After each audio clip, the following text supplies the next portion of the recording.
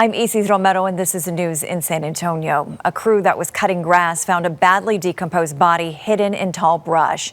Investigators believe the man may have been hit and killed by a driver who left the scene. Vanessa Croy takes us there. The sheriff tells us the man's body was found about 6 to 10 feet off the road in this high grass. They do believe he's been there between 3 and 5 days. Here's what else we know. A road crew made the grisly discovery earlier today. Sheriff Javier Salazar says the body is so badly decomposed, investigators have not been able to yet identify him. They believe the man was possibly in his 30s or 40s. Injuries to his lower body, along with other evidence found at the scene, are leading investigators to believe he was hit and killed by a vehicle.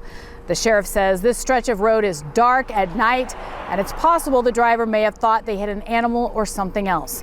The sheriff tonight with an urgent call for help. We do have some clues here on scene that we're going to continue to follow up on.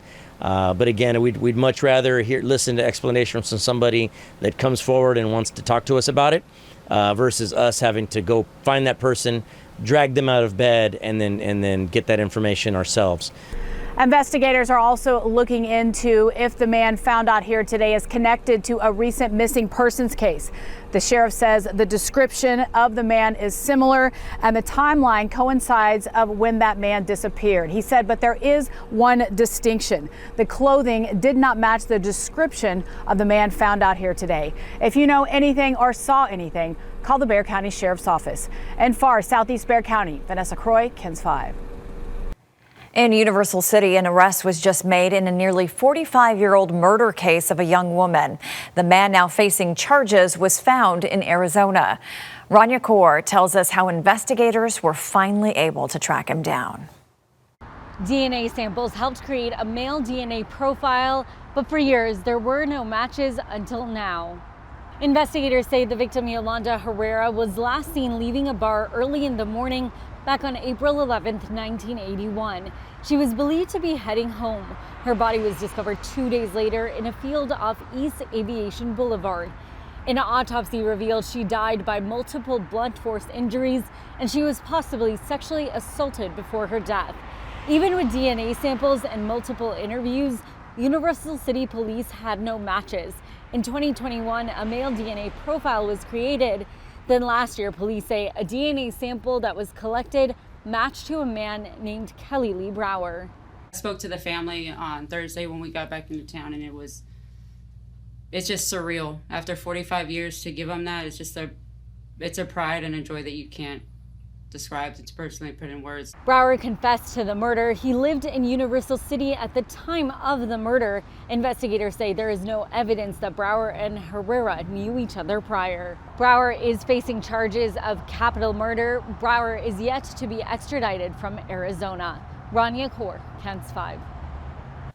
Service dogs can save lives, but to do their job, they have to be trained. A local nonprofit that trains service dogs for veterans says they had an unwelcome encounter at a mall. Now they want to turn the moment into an educational one. Kristen Dean has the story. PTSD and anxiety, they can tell when their handler is starting to get aroused before they start getting aroused. They can feel that agitation and they come up and they can do several things. One of them is they put their paws on their handler's leg. So here's my dog, of course.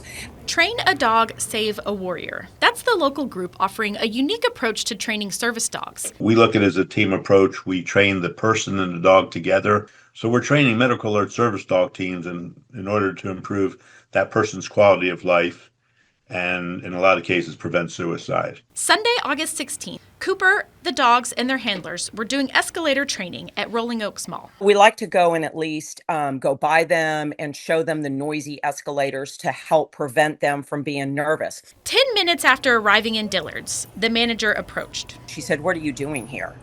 And I said, "Well, we're just training the escalators." And she said, "I'm sorry, you can't train in my store." And then we proceeded to tell her, yes, we can. We are service dogs, and we are working, and so on and so forth. Texas state law reads in part, A service animal in training must not be denied admittance to any public facility when accompanied by an approved trainer. We're not looking for an apology. We're not looking for anybody to be fired over this. We want San Antonio to be educated, actually the whole entire world, really, but San Antonio to be educated about this so that we make a smoother pavement for the next person that goes through Dillard's or the next person that goes into another store. Sherwood says understanding the law is a win for everyone. It's nice to have, the acceptance by the retail community that these are actual shoppers that want to spend their money in your store. So don't piss them off, Kristen Dean, KENS 5.